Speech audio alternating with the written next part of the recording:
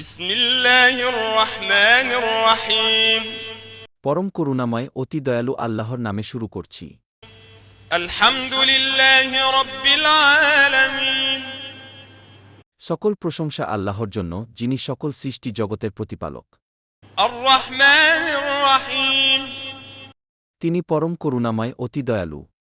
مالك يوم الدين বিচার দিনের মালিক।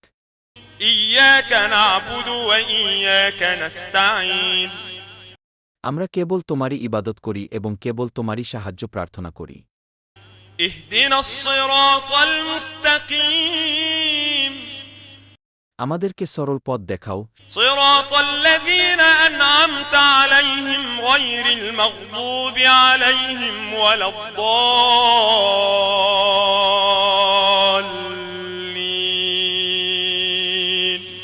সেসব লোকদের পথ যাদেরকে তুমি অনুগ্রহ করেছ, তাদের পথ নয় যারা তোমার রোষের সম্মুখীন হয়েছে এবং যারা পথভ্রষ্ট হয়েছে।